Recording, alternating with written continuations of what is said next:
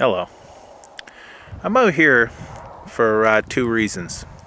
I want to show how to start a fire in these conditions, which everything has a coating of ice. It froze rain for 3 days, so all the trees are weighted down with ice. It just snowed last night, so it is very damp, wet, frozen conditions. I want to show you where you find wood and how you can start a fire in these conditions. I also am trying out my do-it-yourself firebox knockoff stove. I'm going to attempt to make hot chocolate out here today with the wood that I can gather in these conditions. I'll give you a quick look around. You can see there, everything is weighted right down with the ice, and it has about a half an inch of snow, you know, as you can see there, but there's ice underneath that. And even on this side of the road, the evergreens are covered. It is going to be hard to find dry wood that will, you know, take a flame out here. So the first thing I'm going to do is start collecting materials.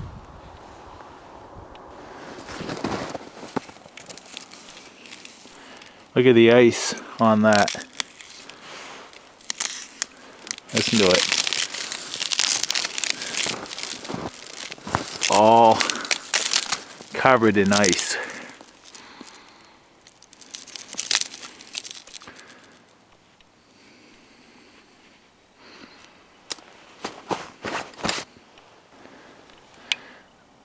So out in these conditions, where would you find dry wood when everything is covered in snow and ice? Now the little twigs and such are soaked and frozen. Look at this. They are soaked and frozen. So where you're going to look to get dry wood is this. We have this piece right here that's dead and dry. It's in amongst all these other ones. So the ice didn't get at it. Look for lower limbs. Ones that were protected from the rain and the snow. We've got some here, you know, that have barely no snow or ice on them. You can collect those. They are still a little damp, but you can use those. They will burn if you have nothing else.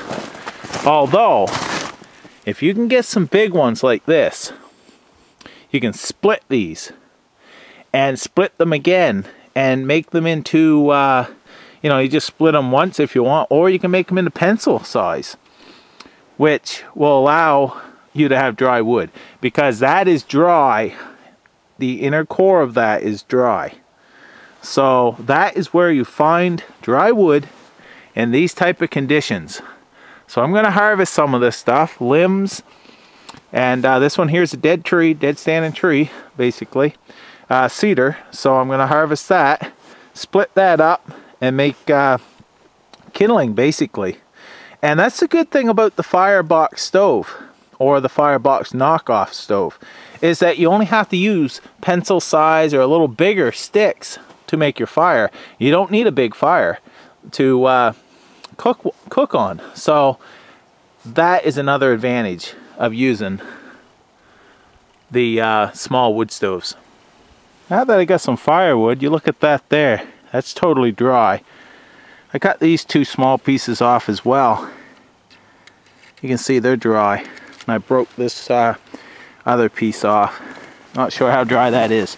But with that amount of wood there, that should be enough for what I'm doing. Now I have another challenge. Where am I going to process this to make it into burnable material for my stove? I need a somewhat dry area that my wood don't get soaked, because I can't lay it in this snow and just start sawing it up and chopping it.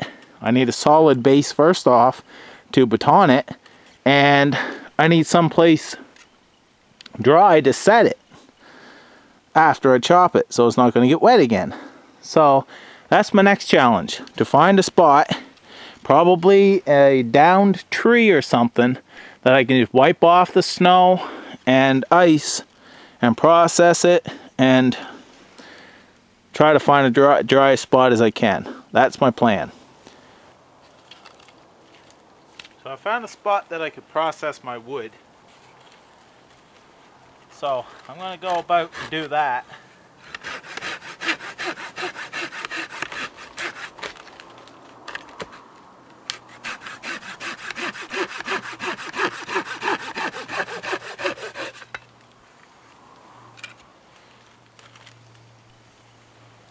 So I'm going to cut this into small pieces like this for the stove. Or I can leave them long and just feed it in from the bottom. But I'm going to cut them up like this here, then I can baton them.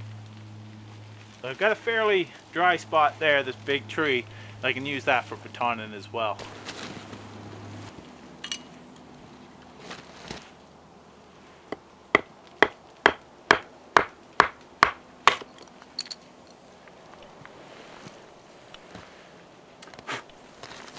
As you can see there, that's nice and dry on the inside.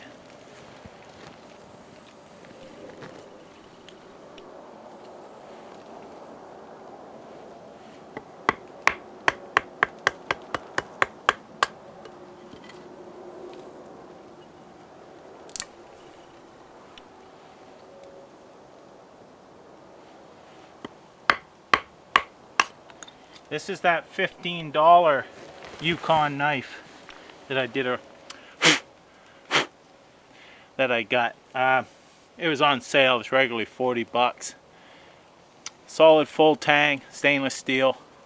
Make a good bushcraft knife. The only downfall, you can't strike a flint or quartz on the back to make sparks. That's the only downfall that I know of. So I'm going to get this chopped up. I'll be back. Okay, I've got this all processed up. I've got these little tiny sticks here that I'm going to make into feather sticks, because, or I have to find some fat wood, one of the two, or some spruce pitch. This pocket right here is solid full of wood.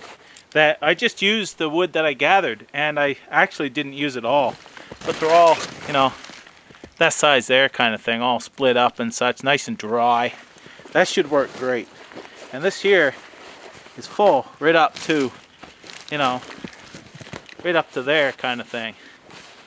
So I have a lot of wood here, so that should be enough. And these here I'm going to make into feather sticks.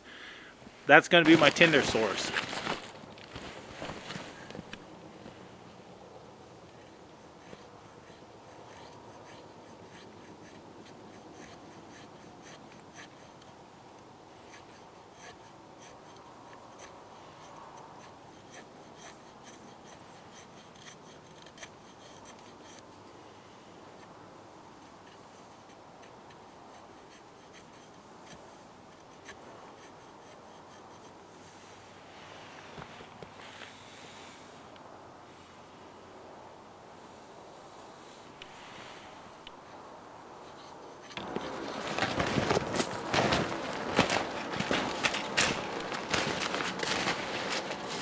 Okay, I've got that set up on my snow kitchen, and we're going to see if we can get this going.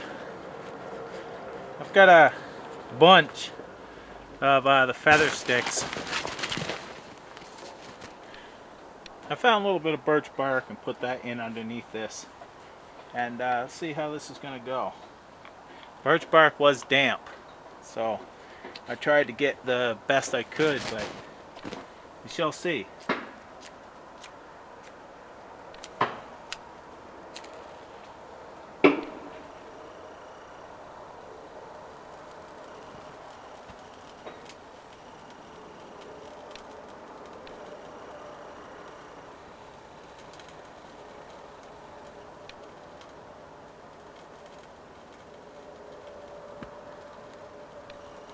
we can get some wood to catch,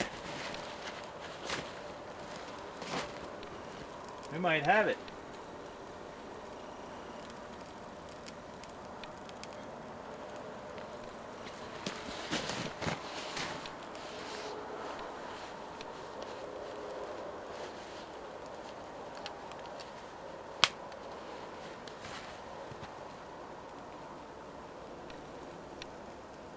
Well, we've got some wood burning a little bit, so as long as we can keep that going, should be good. So I will set that up and get back to you.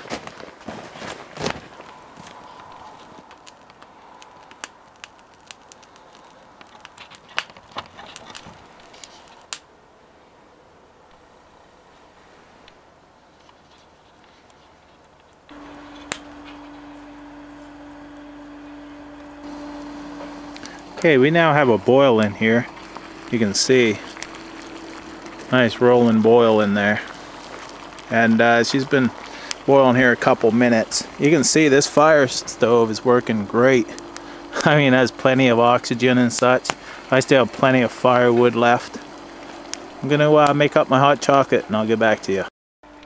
Okay, there's hot chocolate. I just dumped out the firebox stove. This is all the wood that I didn't burn. Now, so I had plenty of wood left, even in these conditions. Now, flip you around here, and I want to say goodbye to you guys, and hope this little adventure, you know, you liked it. And now we got to test out the firebox stove. Talk to you later. See you on YouTube. Bye for now.